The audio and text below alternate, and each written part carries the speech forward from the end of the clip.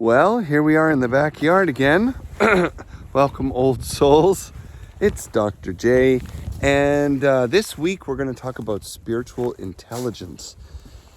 So, spiritual intelligence is much like the other forms of intelligence that people have identified over the years. We have straight up intelligence, IQ, and we know that, well, hopefully we know by now that this is only one form of intelligence, and certainly shouldn't be defined as the most important or best or better intelligence in any way. Much of our society is organized around the kind of information and processes that IQ excels at, and being particularly young, or what some people might call masculine in nature, right? Fact-oriented and mentally acute. It thrives in a young society. But on the other hand, IQ is quite useless in a lot of settings. In fact, it's pretty obvious if we look at the number of, well, forgive me for saying this, but American presidents with high IQs, and we have also looked at their behavior, it doesn't necessarily mean they know a lot about people or that they have a lot of common sense. Well, let's just move on from that. About 30 years ago, I think it was, the concept of emotional intelligence started to become clarified. And so EQ was something that was studied and arguably verified. And again, an exceptional value. And it allows someone to be strong and clear and gifted in many aspects of life, particularly relationally and in the management of stress. So emotional EQ has a lot to do with how we relate to our emotions, how we react and respond to the emotions of others, and if we have a natural capacity to,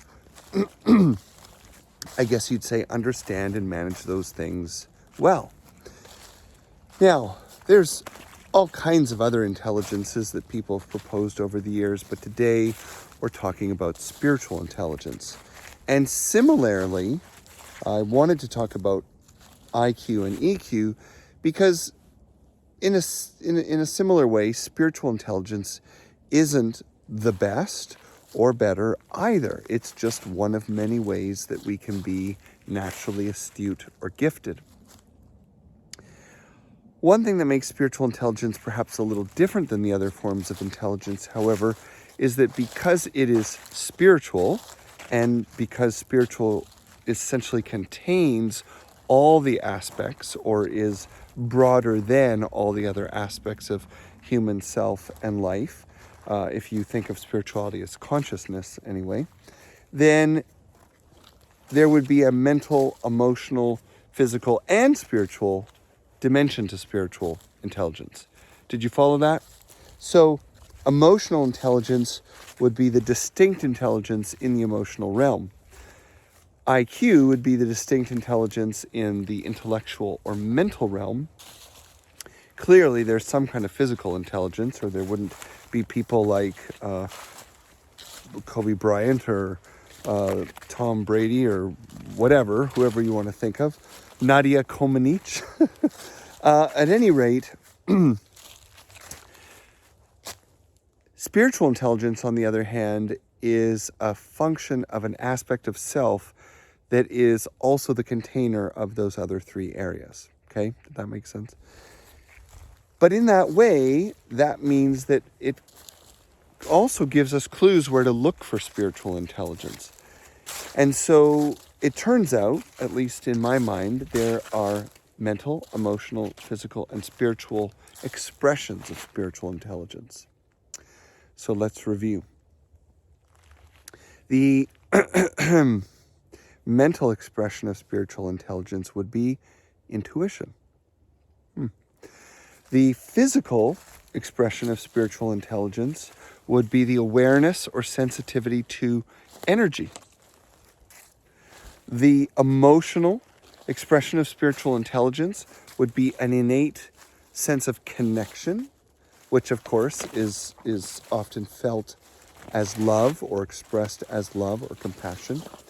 And then finally, the spiritual expression of spiritual intelligence would be probably what most people would be more comfortable calling surrender, the capacity for surrender, the natural ability to surrender, although others might use the word faith. In this way, we see that people who are born with a strong natural spiritual intelligence are highly intuitive, feel extremely connected to life and others, are comfortable and willing and even desire to surrender their lives to a higher power, and are often very sensitive to energy. Now, I guess it would be sort of weird, but also kind of necessary for me to talk about what does it mean to have this kind of intelligence, and can you cultivate it? Of course you can cultivate it, like any kind of intelligence, if you focus on its expressions and you practice the skills that go with it, and study it and experience it and spend time with people who have it and all that kind of stuff. Of course, you can find that quality and strengthen it in yourself. And just like those other kinds of intelligence, there will also be aspects or thresholds that you just won't be able to reach, quite simply because of the way your human expression was created. I don't think we're all created equal. I would love almost nothing more than to be able to speak 1,000 languages and play 100 musical instruments. But for me, I'm still working on English, and playing a hand drum is about all I can handle. As much as I would love to be able to play piano, I don't have the dexterity that works like that. And as someone who's dyslexic, there are certain realities I have to face about the way my brain is constructed, and some things I just can't do very well. Certain types of physical coordination and so on. Math, yeah, that's a form of intelligence I will probably never be a master of, no matter how much I practice. On the other hand, someone born with spiritual intelligence, I guess that I could identify myself that way, kind of found that most of the spiritual talents natural for me, and happened at a young age. And if anything, I think I probably spend a lot of my life, just like some of you, trying to diminish it or to manage it, right? To feel less energy, to feel less connected, to operate less intuitively. It's hard for people in an intellect-driven world to relate to people who are operating from those perspectives. People who are overly connected are seen as people who have poor boundaries. People who are overly aware of energy are often seen as being too sensitive. People who are highly intuitive are often seen as being irrational or not really well researched or well thought out. And then certainly to have a strong tendency towards just trusting life and letting things work out, putting things in the hand of God, just plain old looks irresponsible. And yet, if that's your aptitude, it's kind of hard not to do those things. For me, I don't really know how to make an important choice in my life without relying predominantly on intuition.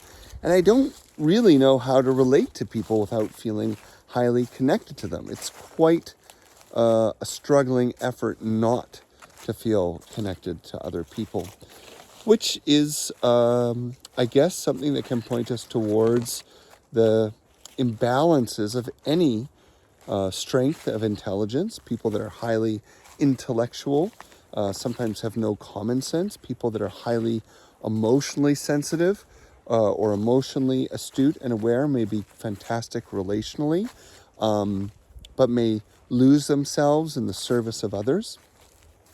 And similarly, people who are spiritually intelligent or born with that as an aptitude or strength may find that there's a lot of environments where they feel they don't fit in, or their way of knowing or being is not accepted.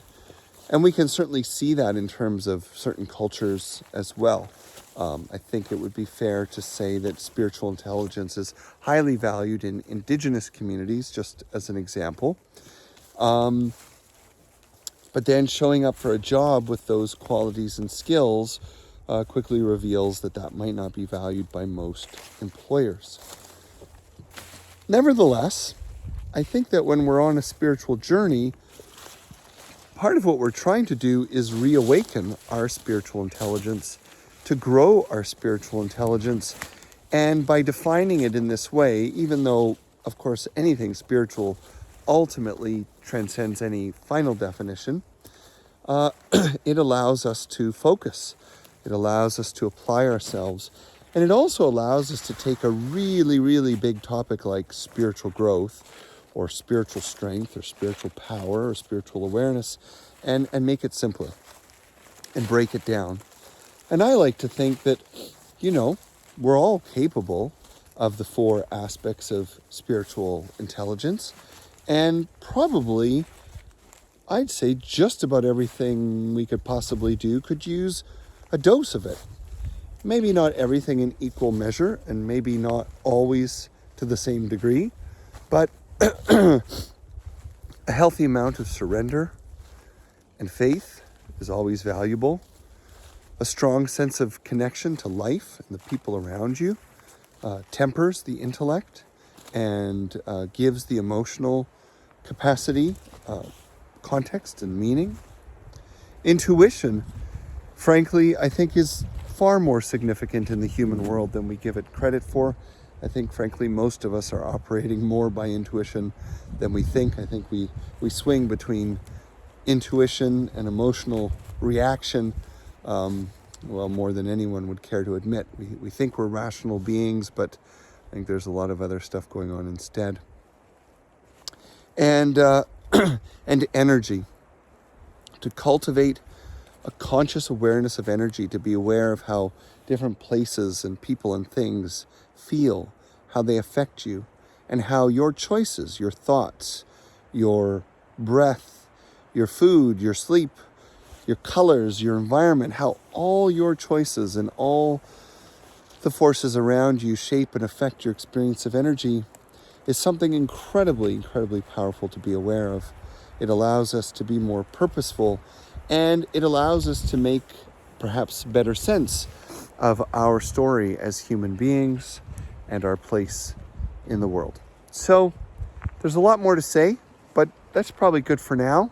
Let's leave it at that. I encourage you to explore your spiritual intelligence, for this will be one of the great ways to actualize your spiritual purpose and to find more wholeness and integration as a human, and frankly, to experience more peace in your life on this earth.